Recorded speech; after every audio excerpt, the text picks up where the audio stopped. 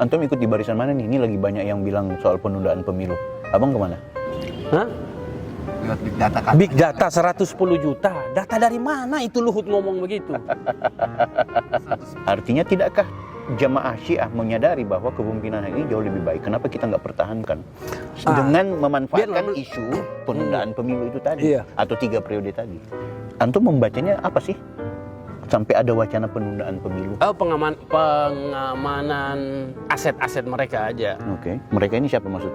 Buang banyak waktu, harta, jaringan dan lain sebagainya untuk kepentingan. Ini kan bukan uang sedikit ini. Tapi kalau menguntungkan Syiah, tapi baliho-baliho di Kota Manado berarti atas nama aspirasi rakyat ada nih. Rakyat yang mana?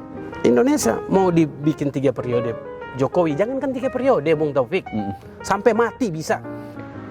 Nah kalau tarawih gimana? Syiah ada tarawih nggak? Nah itu yang jadi.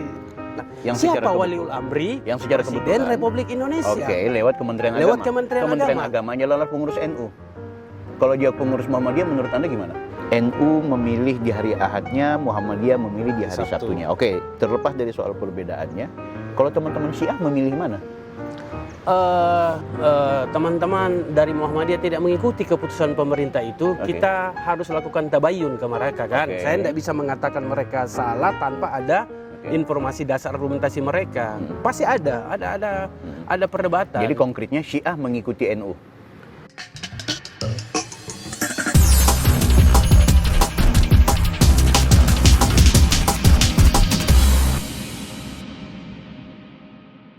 Guys, Anda bersama saya lagi, Bang Bill Offside Podcast. Ini spesial bulan suci Ramadan. Saya dengan Al-Ustadzul Kiram Muhammad Nur Bongkang. Siap. Edisi yang kedua ini, kali kedua ya Bang ya? Di Ramadan yang kedua. Di Ramadan. Iya, waktu itu Ramadan juga. Pasca buka puasa. Assalamualaikum Bang, sehat? Waalaikumsalam warahmatullahi wabarakatuh. Alhamdulillah. Sehat walafiat. Saya selalu dipertemukan ini selalu di bulan suci Ramadan. Kita di masjid rayanya Kota Manado. Yes. Apa Islamic Center? Masjid Raya Ahmad Yani. Tumbennya biasanya nama masjid itu nama-nama Arab-Arab. Di sini namanya nama pahlawan. Iya. Antum tahu nggak sejarahnya itu gimana ya? Kurang tahu juga ini. Apa beliau pernah tugas di sini, punya jasa mendirikan masjid kecil mungkin, wallahu alam. Siap. Ada banyak beberapa jamaah pasca sholat Jumat dan spesial ada Bang Anto di sini. Saya mau minta waktunya beliau nanti kalau sudah di Kopi Sat. Bang Anto ini seniornya HMI Sulawesi Utara. Iya, mantan ketum. Bang ya, nanti Bang ya, please. Podcast Offside harus ada antum punya wajah. Ana mau minta antum punya momentum berikut. Oke, kali ini aku sama Bang Nur. Tahun lalu kita bicara soal Syiah secara garis besar. Yes. Sekarang juga mungkin kita akan nyeletup soal Syiah sedikit-sedikit. Dan yang paling pokok kita kepingin bicara soal hal-hal yang kekinian Bang. Ya kan, misalnya aku di Bawaslu ini lagi direpotin dengan isu-isu soal penundaan pemilu, ya kan, direme-remein soal itu. Di Manado juga ada kisruh-kisruh lokal masalah baik pemerintah dan juga masyarakat, bicara agama dan juga kehidupan sosial politik ini rame. Nah antum ini kan termasuk orang yang cukup vokal. Ini baru datang dari ibu kota kayaknya. Berapa lama kemarin? Alhamdulillah, hari Minggu kemarin tiba. Oh. Puasa pertama udah di sini. Berapa lama di Jakarta belum lama ini? 7 bulan ya. 7 bulan lebih 7 bulan. Siap. Puasanya sehat, aman? Alhamdulillah, puasa biasa aja. Cuman pergeseran jam makan, jam sarapan, jam makan siang, jam makan malam. Geser-geser aja. Betul. Iya. Tetap puasa gitu. Tetap puasa. Itu kemarin yang waktu NU dan Muhammadiyah berbeda, itu sudah biasa ya. NU berbeda jam tayang atau berbeda memulai puasa, itu kan rame. NU memilih di hari Ahadnya, Muhammadiyah memilih di hari Sabtunya. Oke, terlepas dari soal perbedaannya, kalau teman-teman Syiah memilih mana? Di dalam Syiah itu sangat menghargai ijtihad ulama. Di dunia Muslim, penentuan hilal sebuah bulan yang paling krusial itu kan memang Ramadan. Ya, padahal hilal Ramadan dan hilal bulan Muharram, bulan Rajab sama statusnya kan, hilal satu. Tapi yang jadi polemik itu selalu Ramadan. Nah, ada dua pendekatan penentuan itu yaitu hisab dan ruqyah. Ya. Nah, hisab ini digunakan oleh sebagian besar. Oke. Teman-teman Muhammadiyah di sana kan? Teman-teman Oke. Muhammadiyah dan Oke. sebagian besar juga yang merujuk ke situ. Oke. Nah, di Indonesia sendiri khususan Nahdlatul Ulama menggunakan metode Ruqyah. ruqyah. Oke. Nah, ini sebenarnya dua hal ini tidak bisa dipisahkan. Oke. Bahwa hisab ini menjadi dasar pijakan untuk melakukan ru'yatul hilal. Oke. Nah, problemnya sekarang adalah siapa yang memiliki otoritas untuk menentukan satu Ramadan itu? Siapa yang memiliki otoritas?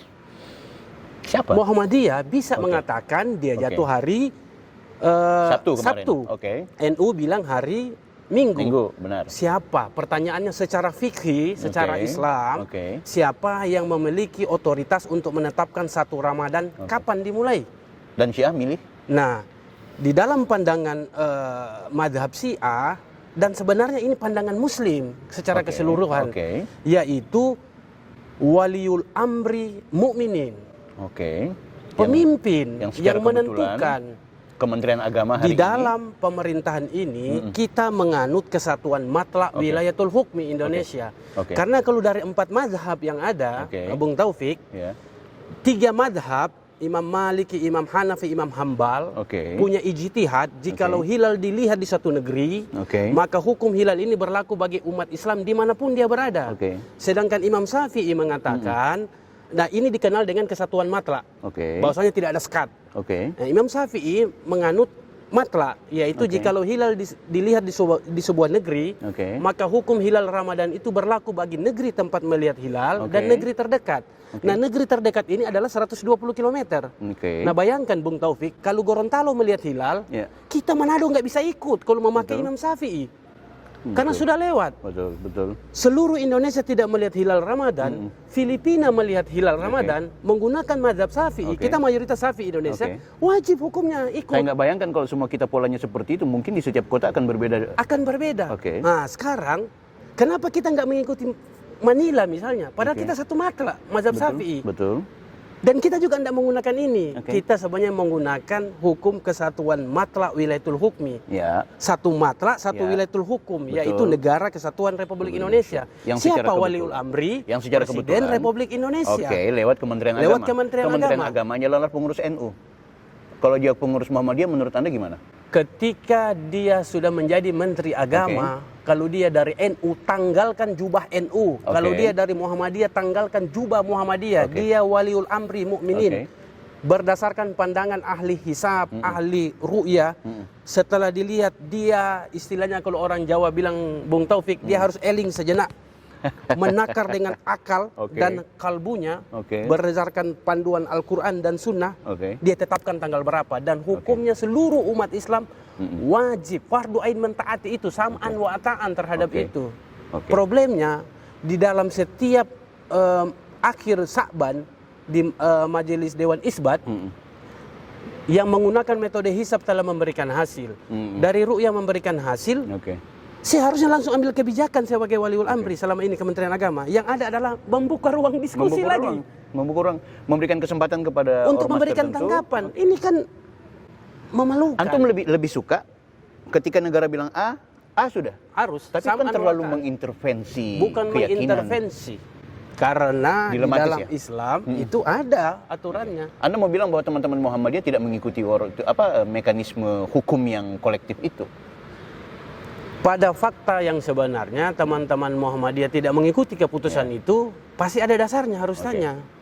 Ya, tapi kalau seandainya pola pikirnya Bang Nur tadi soal bahwa kita ya seharusnya memberikan ruang kepada negara, di mana negara yang kemudian menentukan sesuatu, maka semuanya seharusnya Muslim harus mengikuti. Harus itu. mengikuti itu Ketika Muhammadiyah tidak mengikuti itu, Anda mau bilang bahwa Muhammadiyah tidak mengikuti dalam arti itu seperti apa? pada fakta yang ada, teman-teman dari Muhammadiyah tidak mengikuti keputusan pemerintah itu, Oke. kita harus lakukan tabayun ke mereka kan. Oke. Saya tidak bisa mengatakan mereka salah tanpa ada Oke. informasi dasar argumentasi mereka. Pasti ada perdebatan. Jadi konkretnya Syiah mengikuti NU. Kita mengikuti keputusan pemerintah. Keputusan pemerintah yang Sebagai kebetulan waliul amri mukminin. Waliul amri mukminin. Dan itu tercatat di dalam kitab kita fikih. Jadi Ketaatan kemarin itu. ada salah satu teman Syiah, dia bikin postingan begini, ya udah, yang kepingin puasa duluan berarti ikut NU, yang kepingin ikut Muhammadiyah, yang puasa berikutnya berarti ikut NU. Aku biar aja netral. Wah, itu lebih netral salah tuh lagi. gimana gitu? Nggak bisa. Harus ambil sikap. Ambil sikap gitu ya. Ketaatan terhadap pemerintah itu karena ada hadis Nabi. Oke. Bahwasanya ketaatan terhadap pemimpin Oke. sebuah wilayah itu hukumnya wajib. Oke. Nah, kalau tarawih gimana? Syiah ada tarawih nggak? Nah, itu yang jadi diskusi guyonan di antara teman-teman. Kalaupun tarawih ikut yang 20 rakaat atau 8 rakaat? Di mazhab Syiah itu, dan sebenarnya bukan cuma di mazhab Syiah, di aliran Islam yang lain pun itu tidak menemukan dalil sholat tarawih. Yang ada adalah sholat lail Ramadan atau sholat witir. Dan itu tarawih bagi yang menjalankannya. Kalau dianggap itu tarawih, maka itu sah. Tetapi jangan dong seperti hadis Rasul, dan janganlah kalian menyembah Allah sholat itu seperti ayam yang mematok makanan. Itu soal metode ya. Itu Iya. soal teknis. Tarawih ini santai, Bung.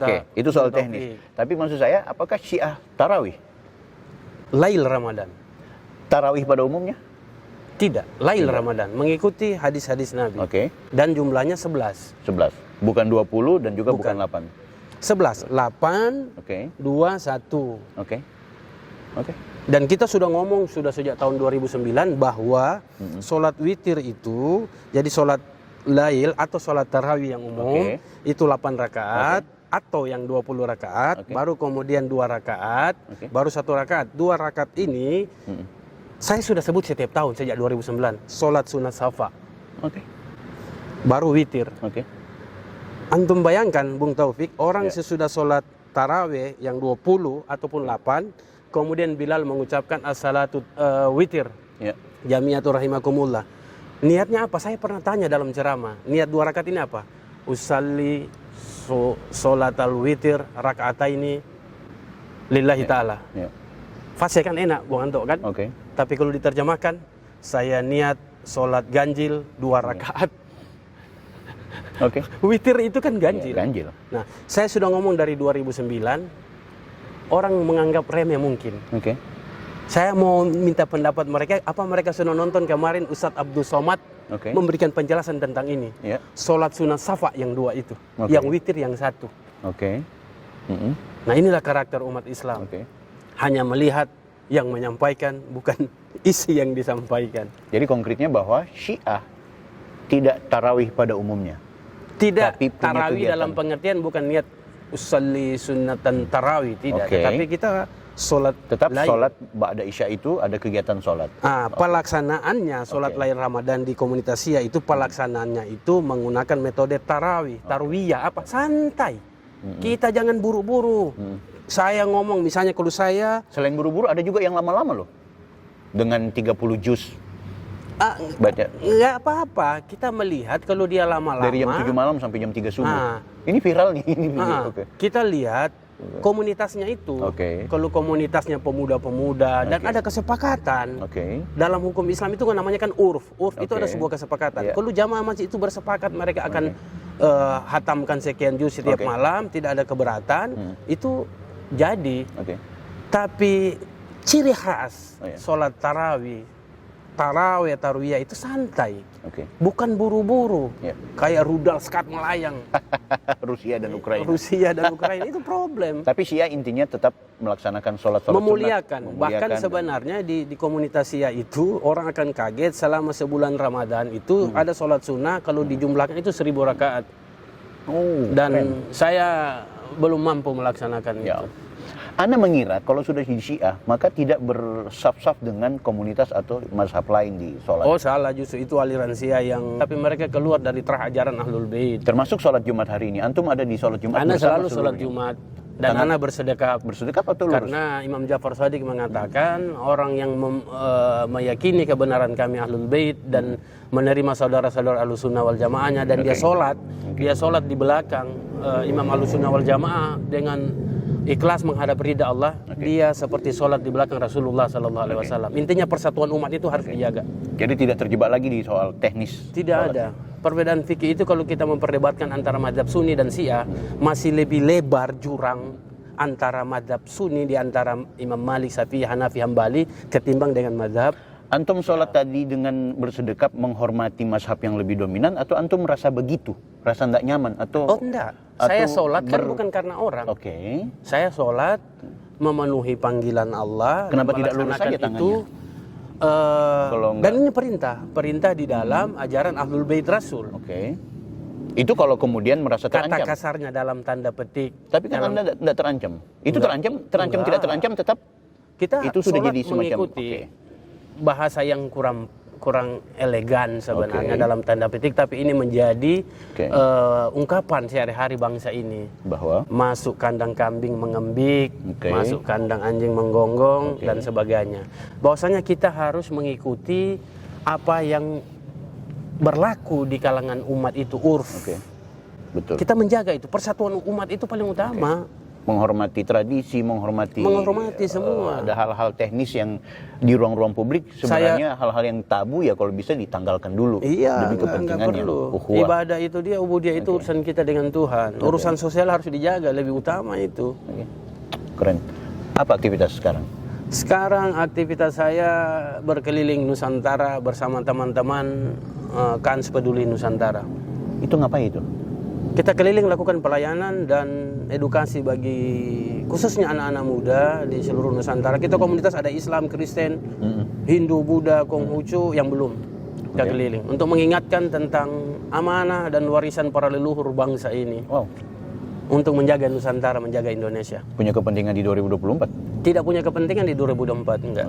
Tapi kepentingan personal tidak, tapi kepentingan di 2024 untuk kita menyampaikan kebenaran, menyadarkan rakyat, menyadarkan umat tentang hak-hak politik dia, kewajiban politik dia. Kalau itu dianggap sebuah kepentingan, iya ada kepentingan. Antum ikut di barisan mana nih? Ini lagi banyak yang bilang soal penundaan pemilu. Abang kemana? Penundaan pemilu karena sosok presiden sekarang yang dianggap perlu untuk memimpin menurut kembali. saya seperti yang lain-lain berpendapat kita melanggar konstitusi. Perpanjangan presiden melanggar konstitusi.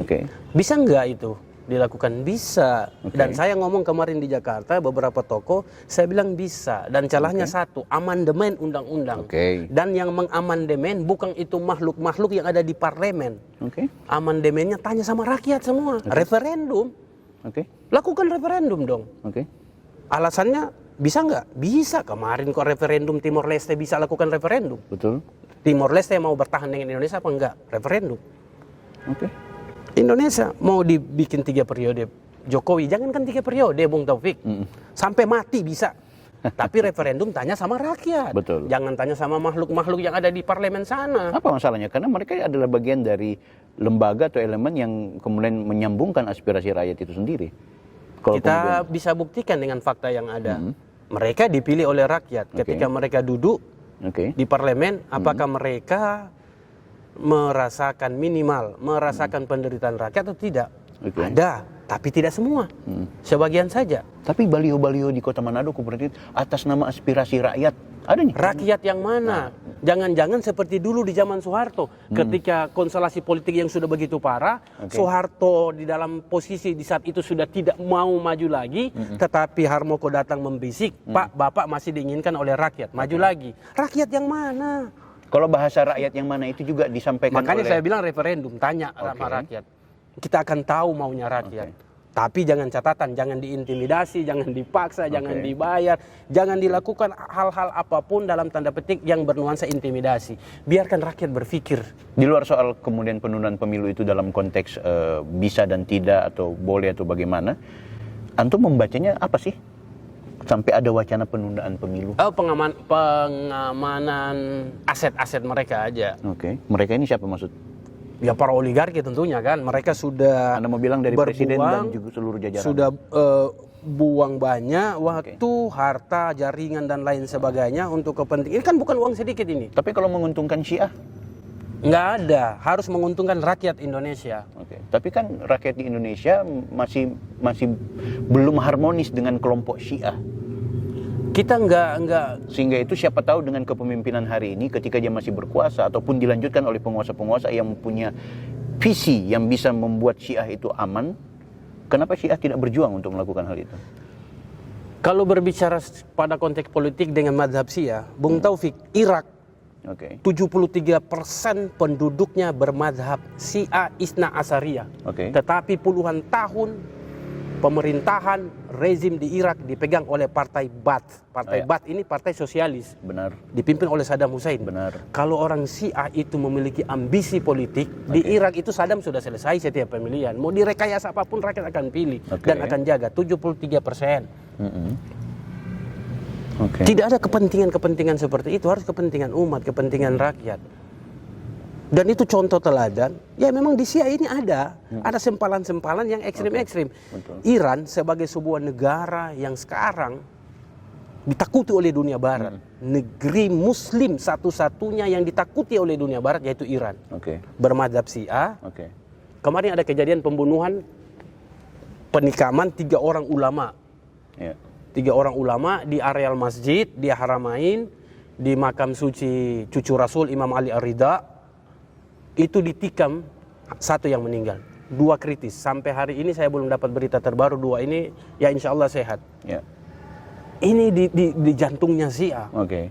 Bisa tembus seperti itu. Jadi ada kepentingan-kepentingan yang main. Kalau kita memperumpamakan kepemimpinan sebelum rejim hari ini 2 periode berturut-turut, angka kriminalisasi terhadap komunitas Syiah itu tidak lebih besar dari kepemimpinan sebelumnya. Artinya tidakkah jamaah Syiah menyadari bahwa kepemimpinan ini jauh lebih baik? Kenapa kita nggak pertahankan dengan memanfaatkan isu penundaan pemilu itu tadi atau 3 periode tadi?